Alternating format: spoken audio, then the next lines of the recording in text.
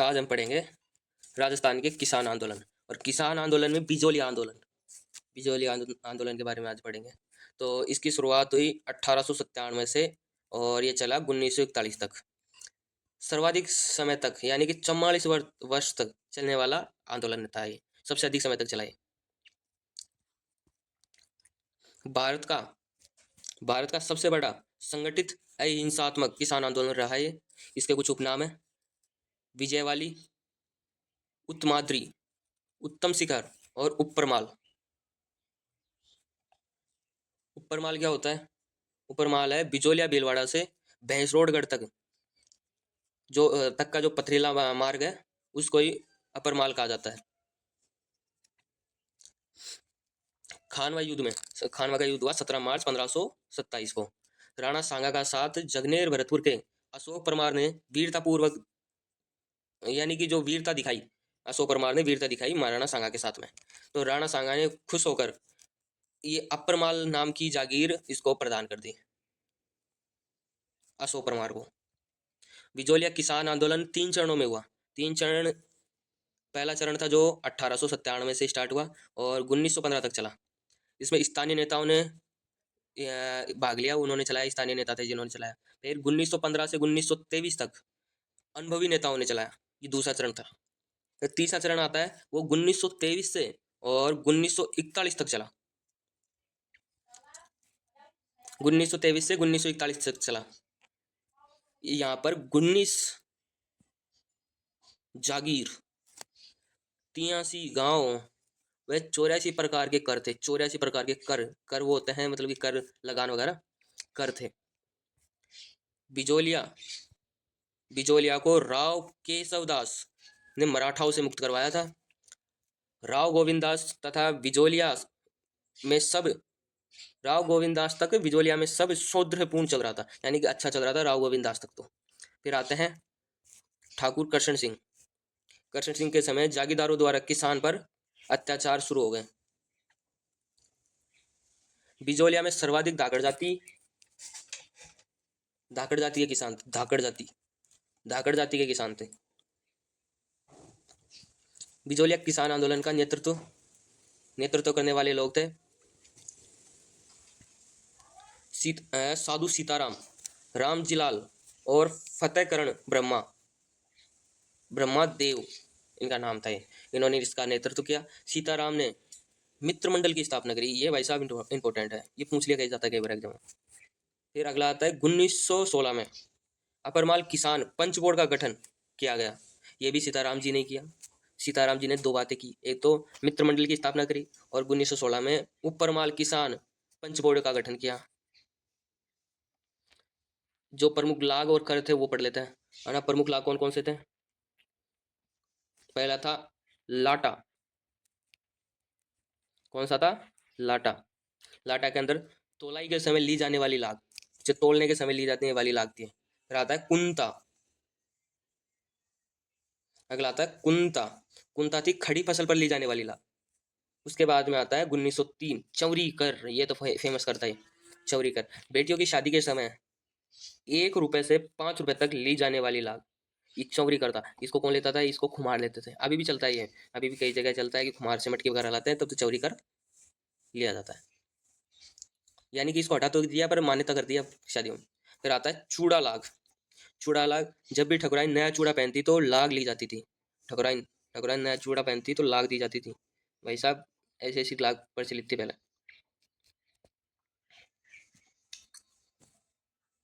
फिर आती है कुमठा लाग।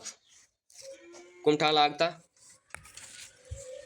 दुर्ग निर्माण होता था उसके समय ली जाने वाली लाग थी ये कुमठा लाग। आबियाना कर था वो सिंचाई सिंचाई कर था। फिर 1906 में आता है तलवार बंदाई कर और नजराना कर। तलवार बंदाई या नजराना कर, जब भी नया ठाकुर बनता तो लगान लगता था। जब भी नया ठाकुर बनता किसी गांव का तो उसका लगान लिया जाता। इसको ही तलवार बंदाई कर बोला जाता था। फिर आता है खिचड़ी लाग। वाह, खिचड़ी लाग। जब सेना गांव में आकर ठहरती तो उनके भोजन की व्यवस्था के लिए उनसे कर लिया जाता था, गांव वालों से। गिरधारीपुरा गांव में गंगाराम धाकड़ की मृत्यु के बाद सभी लोग इनके घर एकत्रित हुए, एक साथ जुड़े और चौरीकर का मामला मेवाड़ महाराणा फतेह सिंह तक पहुंचाने, उस टाइम पे मेवाड़ के महाराणा फतेह सिंह थे, फतेह सिंह तक पहुंचाने का निश्चय किया। और ये फतेह सिंह के पास में ये मामला लेके लेके गए। मेवाड़ महाराणा फतेह सिंह ने नानाजी पटेल और ठाकरी पटेल, यानी ये दोनों व्यक्ति इनसे मिले महाराणा जी से, महाराणा फतेह सिंह जी से।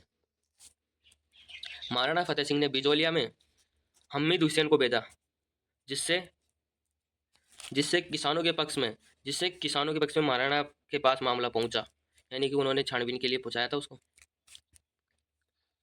फिर ठाकुर कृष्ण सिंह, इन्होंने कहा कि अपनी बेटियों को बाजार में भेज दो, लेकिन कर जमा कराओ। भाई साहब ये तगड़ा बंदा था, इसने मना कर दिया, साहब अपनी बेटियों को भेज दो बाजार में और कर जमा कराओ। बाद में दया आ गई थोड़ी, और कृष्ण सिंह ने कहा कि चौरी कर माफ़ कर दिया गया है, आप तैयार हो जाओ। तैयार क्या जाओ, चौरी कर माफ़ कर दिया गया आपका। 1906 में पृथ्वी सिंह ने तलवार बंदाई कर लगा दिया, वाल है, इन्होंने तलवार बंदाई कर लगा दिया। 1914 प्रथम विश्व युद्ध के लिए चंदा देने से मना किसने किया? नारायणी पटेल ने। किसने किया? नारायणी पटेल। नारायणी पटेल को जेल भेज दिया गया, यानी विश्व युद्ध के लिए चंदा न देने पर नारायणी पटेल को जेल भेज दिया गया। फिर वहां पे एक नारा लगा, आंदोलनकारियों ने एक नारा लगाया, इन्हें छोड़ दो या तो या फिर हमें भी जेल में डाल दो। भाई सही बात है कि ये को क्यों पकड़ा, या तो इनको छोड़ दो या हमें भी जेल में डाल दो। फिर आते हैं हमारे विजय सिंह पथिक, जाना माना चेहरा, मूल नाम भूप सिंह था इनका, ये यूपी के रहने वाले थे। रास बिहारी बोस और सचिंद्र सान्याल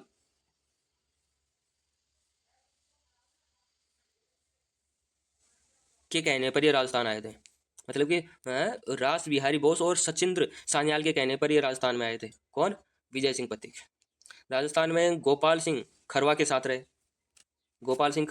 रहे। पथिक जी व गोपाल सिंह खरवा टोडगढ़ किले में नजरबंद रखा गया, यानी इनको नजरबंद भी कर दिया गया। ये और फिर क्या था कि टोडगढ़ किले से ये फरार हो गए और चित्तौड़ के ओछड़ी गांव में रहने लगे तथा वहां विद्या प्रचारिणी सभा की स्थापना करी। विद्या प्रचारिणी सभा की स्थापना किसने करी? ये क्वेश्चन हमेशा पूछा जाएगा, हमेशा तो क्या आता है एग्जाम में। हाँ तो क्या करना है इसका? विजय सिंह पथिक और गोपाल सिंह खारवा, ये रहा गोपाल सिंह खारवा और विजय सिंह पथिक, इन दोनों ने मिलके प्रचारिणी सभा की स्थापना करी। कहाँ पे करी? ओछड़ी गांव, चित्तौड़गढ़।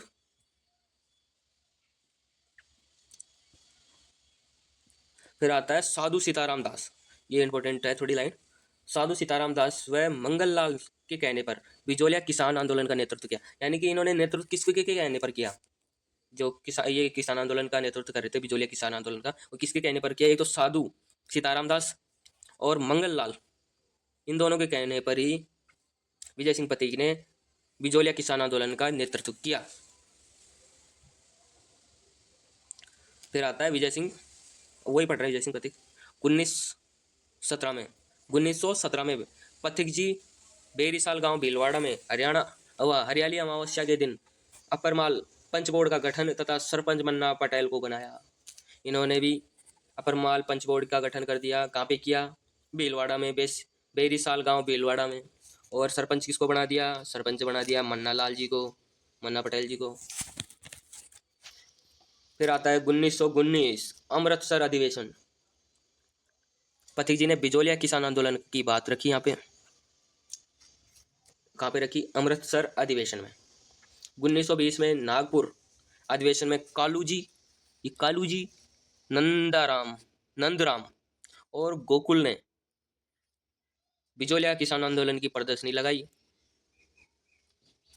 महात्मा गांधी ने बिजोलिया में अपने सचिव महादेव देसाई को भेजा। महात्मा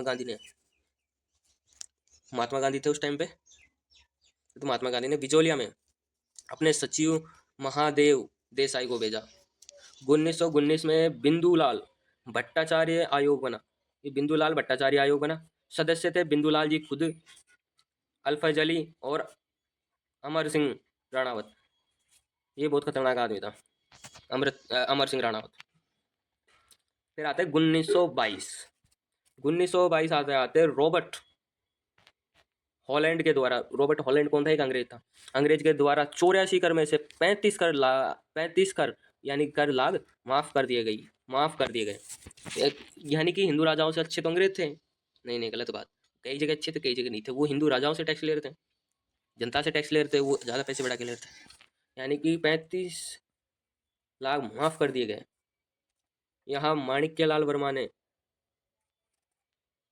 पछिड़ा पछिड़ा गीत गाया तथा भंवरलाल स्वर्णकार ने प्रज्ञाश्चु कविताएं पढ़ी। 1917 में विजय सिंह पथिक व राम नारायण चौधरी बिजोलिया किसान आंदोलन से अलग हुए। यानी कि ये भाई साहब विजय सिंह पथिक और राम नारायण चौधरी बिजोलिया किसान आंदोलन से अलग हुए। कब हुए? 1927 में। 1927 से 1941 तक बिजोलिया किसान आंदोलन का नेतृत्व माणिक्यलाल वर्मा ने किया तथा इनके सहयोग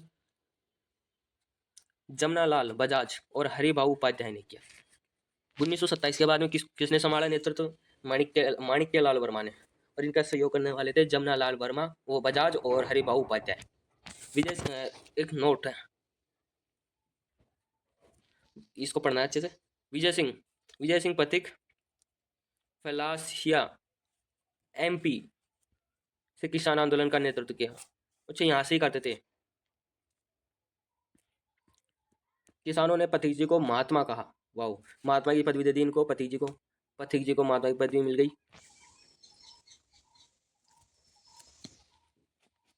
1941 राघवाचार्य 1941 से टी राघवाचार्य व माणिक्यलाल वर्मा के मध्य समझौता हुआ व कर समाप्त कर दिया गया।